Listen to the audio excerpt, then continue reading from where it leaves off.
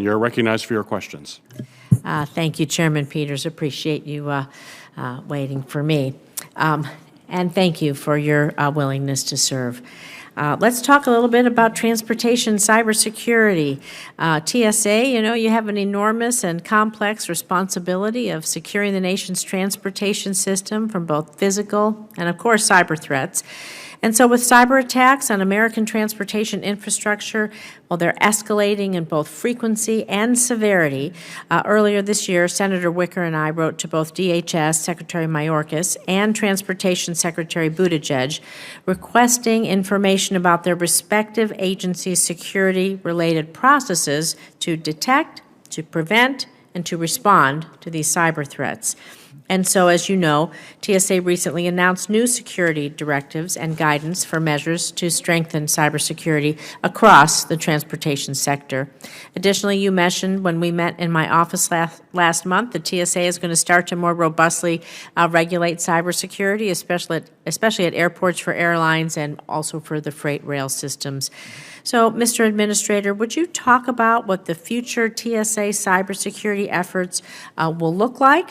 If you're confirmed for another term, and really, do you have the resources, does TSA have the resources it needs to properly address the cybersecurity threats to our nation's critical transportation system? What do you need from us?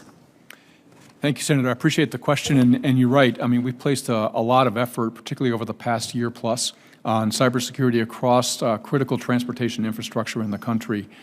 We began with the oil and natural gas pipeline system, issued 2 security directives last year to do a couple things. And one of them is very consistent with what this committee has long championed, and that is cyber reporting. So we require significant cyber incidents to be reported to CISA, who then distributes them throughout the interagency.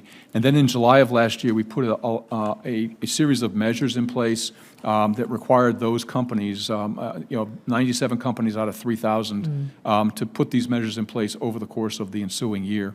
We are about to issue today, and I will send you a copy of what we issued today, a revision to that second security directive that changes the approach. It allows what's currently been done to continue, but if owners and operators want to more tailor their cyber approach to their own business model, it gives them the flexibility to do that. So we're going from a very prescriptive, measures-based approach to a performance-based approach, which we think will be well-received. We know it will be well-received by the industry because we've gotten some very good feedback from them.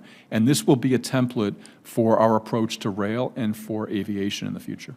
Well, that's great because I know you have other security pilot programs in the works because the Department of Commerce said they recently published its 2022 National Travel and Tourism Strategy, which focuses federal government efforts to support the U.S. travel and tourism industry. It sets an ambitious 5-year goal of attracting 90 million international visitors to the U.S. each year. I'm chair of the subcommittee for tourism, trade, and export promotion, so that is particularly important and, of course, important to my state of Nevada.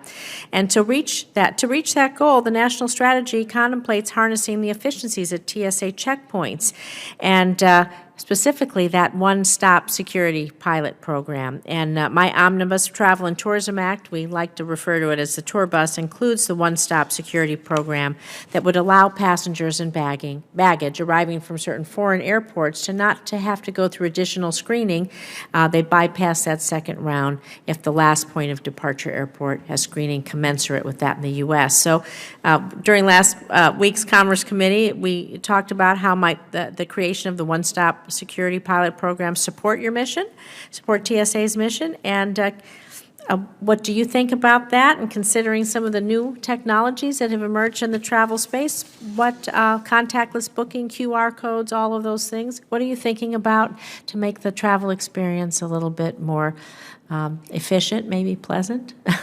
Yes, Senator Rosen, and we always want to make the travel experience, one, from my perspective, more secure, from FAA's perspective, more safe, absolutely more efficient, and a better passenger experience for all the travelers going through our system. One-stop security, I appreciate your championship of that program.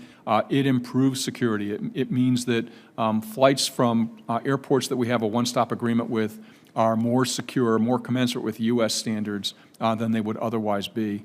And additionally, it provides great facilitation for those travelers once they arrive in the United States, because they would not have to go through screening again in the United States, because we would establish commensurate security levels at those last point of departure airports.